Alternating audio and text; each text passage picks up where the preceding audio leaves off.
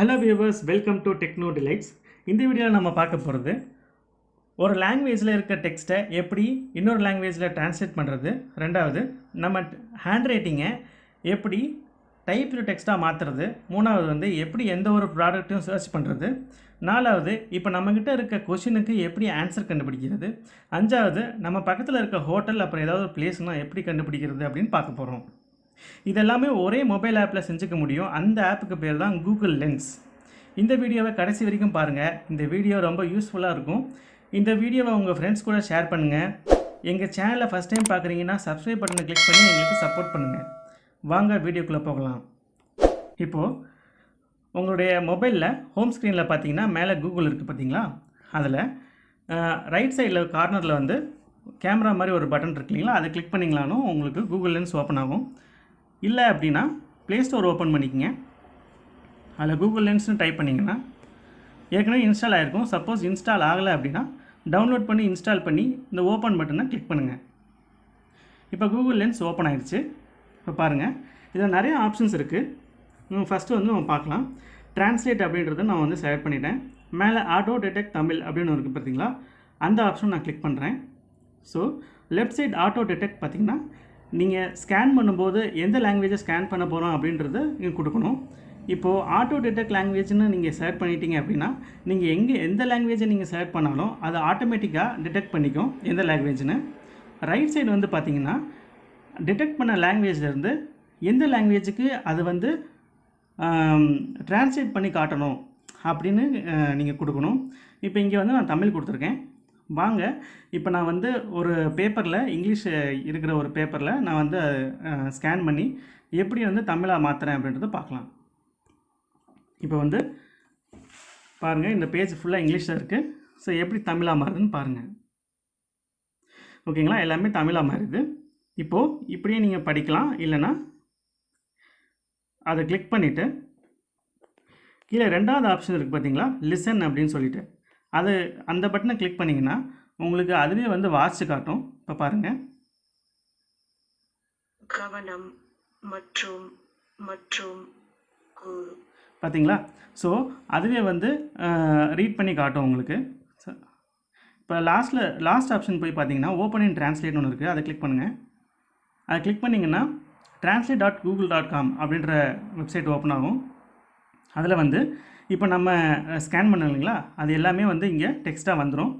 அடுத்து அப்படியே கீழே ஸ்க்ரோல் பண்ணிங்க அப்படின்னா அது தமிழாக்கம் பண்ணி தமிழில் இருக்கும். நீங்கள் தமிழில் இருக்கு அப்படியே படிச்சுக்கலாம். இல்லை இங்கேயும் வந்து உங்களுக்கு தமிழை ரீட் பண்ணுறதுக்கான ஆப்ஷனும் இருக்குது. இந்த ஸ்பீக்கர் பட்டனை கிளிக் பண்ணிங்கன்னா உங்களுக்கு காட்டும், பேசி காட்டும். அடுத்து வந்து காப்பி பட்டன் இருக்குது. காப்பி பண்ணிக்கலாம் இந்த டெக்ஸ்ட்டை, அப்புறம் ஷேரும் பண்ணிக்கலாங்க. அடுத்து வந்து டெக்ஸ்ட்டு. இப்போ டெக்ஸ்ட்டு ஆப்ஷனில் வந்து என்ன பண்ணலான்னா, இப்போ நீங்கள் வந்து ஒரு பேப்பரில் எழுதியிருக்கீங்க, அந்த எழுதுனதை நம்ம வந்து டைப்டு டெக்ஸ்ட்டாக எப்படி மாற்றுறது அப்படின்னு பார்க்க போகிறோம். இப்போ நான் என்ன பண்ணணுன்னா, நான் வந்து பேப்பரில் எழுதி வச்சதை நம்ம ஃபோட்டோ எடுத்து வச்சுருக்கேன். அந்த ஃபோட்டோவை இப்போ நான் செலக்ட் பண்ண போகிறேன். பாருங்கள், இந்த பேப்பரில் நான் எழுதியிருக்கேன். ஸோ இதை வந்து இந்த ஃபோட்டோவை ஓப்பன் பண்ணிட்டேன். இப்போ இங்கே வந்து கீழே செலக்ட் ஆல் அப்படின்ற ஒரு ஆப்ஷன் இருக்குது பார்த்தீங்களா, அதை கிளிக் பண்ணிக்கங்க. செலக்ட் பண்ணிவிட்டு காப்பி டெக்ஸ்ட் அப்படின்ற ஆப்ஷனை கிளிக் பண்ணுங்கள். இப்போது இது நான் கையில் எழுதுனது அப்படியே உங்களுக்கு டைப் பண்ண மாதிரி வந்துடும். இப்போ நான் ஒரு வேர்ட் டாக்குமெண்ட் ஓப்பன் பண்ணி அதில் பிளாங்க் டாக்குமெண்ட்டில் நான் காப்பி பண்ணதை பேஸ்ட் பண்ணி காட்டுறேன் உங்களுக்கு. பார்த்தீங்களா? அப்படி கரெக்டாக வந்துடும். நம்ம எப்படி எழுதியிருந்தோமோ அதை அப்படியே வந்து உங்களுக்கு டைப்டு டெக்ஸ்ட்டாக வந்துடும். இது நீங்கள் யூஸ் பண்ணிக்கலாம். அப்புறம் வந்து மூணாவது ஆப்ஷன் வந்து சர்ச். இப்போ பார்த்தீங்கன்னா இப்போ இங்கே எந்த பொருளை வேணாலும் நீங்கள் சர்ச் பண்ணிக்கலாம். ஃபார் எக்ஸாம்பிள் நான் இப்போ வந்து ஃபெவிகால் கொண்டு வரேன். இப்போ பார்த்தீங்கன்னா இது இந்த ப்ளூ டாட் வருது பார்த்தீங்களா, அந்த பிறகும் சர்ச் பட்டன் கிளிக் பண்ணிங்கன்னா இது என்ன அப்படின்னு சொல்லிடும். இப்போ இது வந்து ஃபெவிகால். ஸோ அதோட டீட்டெயில்ஸு, அதோட ஃபோட்டோஸ் எல்லாமே வரும். சரிங்களா? அடுத்து homework.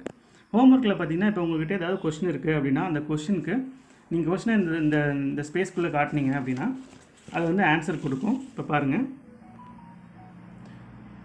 Who is the president of India அப்படின்னு நான் காட்டிட்டேன். கிளிக் பண்ணுறேன். ரிசல்ட் பாருங்கள், ராம்நாத் கோவிந்த் கரெக்டாக வந்திருக்கு.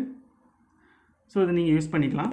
அடுத்து ஷாப்பிங்க்கும் இந்த மாதிரி நீங்கள் எந்த ப்ராடக்ட் வேணாலும் காட்டிட்டு, இல்லை அதோட பார்கோட் நீங்கள் வந்து காட்டிட்டு கிளிக் பண்ணிங்கன்னா அதுக்கான ரிசல்ட் உங்களுக்கு கண்டிப்பாக வரும்.